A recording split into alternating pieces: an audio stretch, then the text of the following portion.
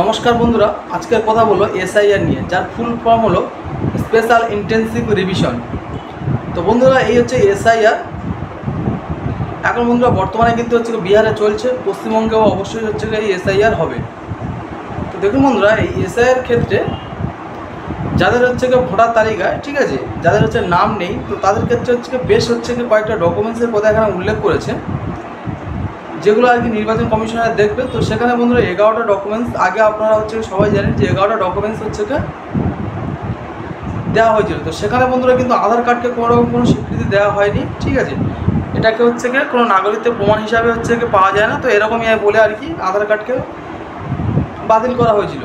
কিন্তু এখন বর্তমানে যা হচ্ছে পরিস্থিতি এবং হচ্ছে বিরোধী এবং সরকারের ভিতরে তাই নিয়ে টানাপোড়েনে কোর্টের রায় অনুযায়ী বর্তমান যে অবস্থা, ঠিক আছে, 12 নম্বর নথি হিসাবে কিন্তু আধার কার্ডকে অবশ্যই হচ্ছে স্বীকার করতেই হবে, এরকমই অবস্থা।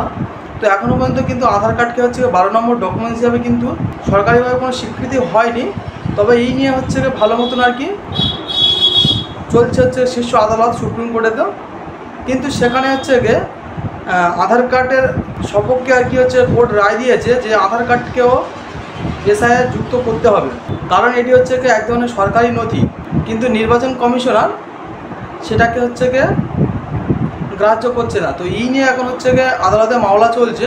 তো এখানে হচ্ছে যা অবস্থা দেখা যাচ্ছে যে হচ্ছে আধার কার্ডকে 12 নম্বর ডকুমেন্টস হিসাবে গ্রহণযোগ্য করবে। তবে আমার মতে আধার কার্ডকে ডকুমেন্টস হিসাবে গ্রহণ করলেও আধার কার্ডের সাথে অন্য ডকুমেন্টসও দিতে হবে। এবং যদিও হচ্ছে আধার কার্ডকে যখন কারোর হচ্ছে নাগরিকত্ব প্রমাণ হিসাবে হবে, সেই আধার কার্ডকে কিন্তু নির্বাচন কমিশন থেকে ভেরিফিকেশন করা হবে। সেই আধার কার্ডের যে ডকুমেন্টস দিয়ে আর কি আধার কার্ডটা করা হয়েছে, সেই ডকুমেন্টস হচ্ছে ঠিক আছে কিনা সেটা অবশ্যই হচ্ছে বন্ধুরা ভেরিফিকেশন হবে। তো বন্ধুরা, আপনারা আশা রাখতে পারেন যে আধার কার্ডকে হচ্ছে এসআইআর হচ্ছে যুক্ত করছে।